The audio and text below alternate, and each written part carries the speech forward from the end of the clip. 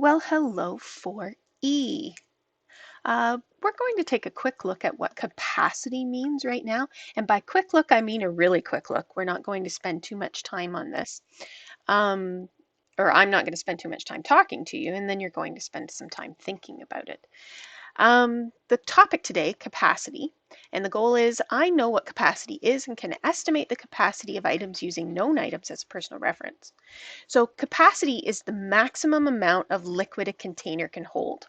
And so I'm just going to talk at you for a minute or two here, and so that you get an idea of what capacity is. So do you know? Now I want you to think about these for a second, and only for a second because I'm not going to sit and have dead air on a video for very long. But do you know by what unit gasoline is sold in Canada?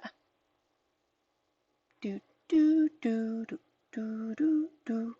Hopefully everybody's yelling liter right about now. So yes, in Canada, gasoline is sold by the liter. In the United States, it's by the gallon. Which unit for selling gasoline is bigger? Do you think the liter is bigger or the gallon is bigger? Well, if you hear them talking about things on the news, you'll know that a gallon of gas costs a fair bit of money. And that's not because it's more expensive in the United States for gas, but because a gallon is a fair bit bigger than a liter. So the gallon is larger.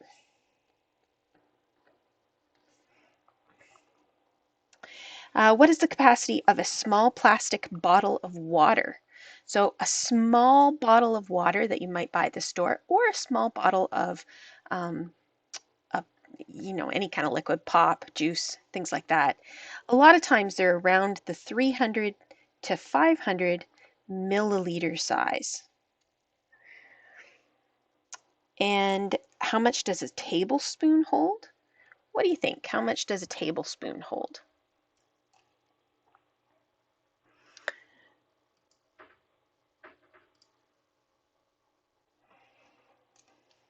Tablespoon is really, really small. It's actually about 15 milliliters. So you can see there'd be a lot of tablespoons in one bottle of water. Okay, so those are just kind of rough understanding of what capacity actually is. So now let's think metric capacities. The capacity of a container is the greatest amount that it can hold. You can estimate the capacity using a personal reference, just like you can estimate the length. So the last time we talked about length of common objects that you could think of how long something is sort of in terms of, arm's lengths or thumb lengths or things like that, that were very close to millimeters and inches and things like that. Well, we can do that for capacity. So 10 milliliters is somewhere around a teaspoon or a tablespoon.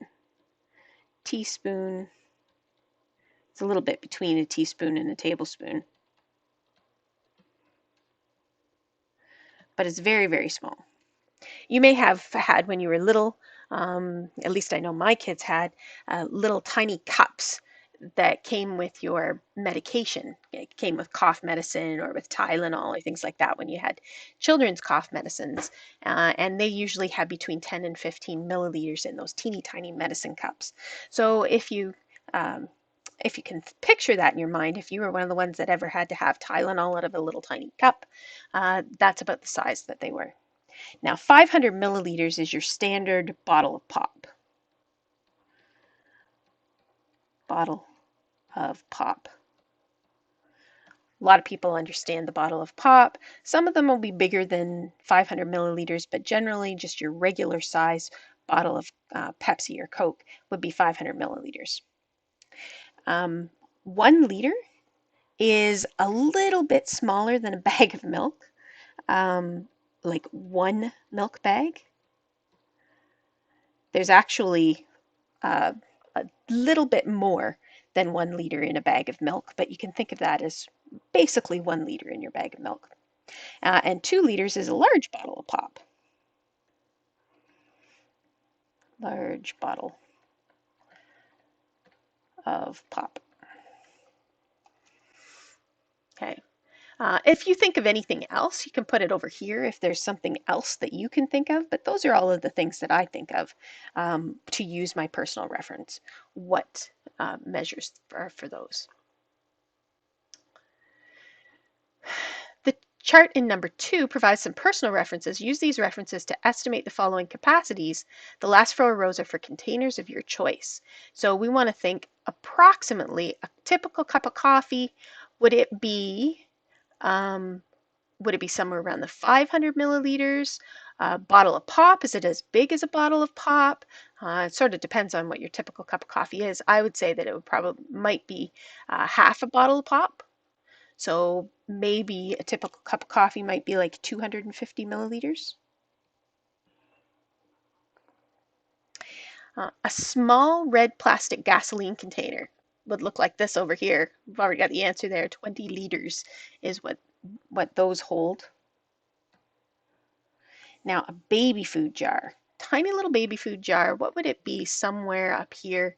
It would not be as big as a bottle of pop, but it's definitely bigger than a milliliter, or bigger than 10 milliliters.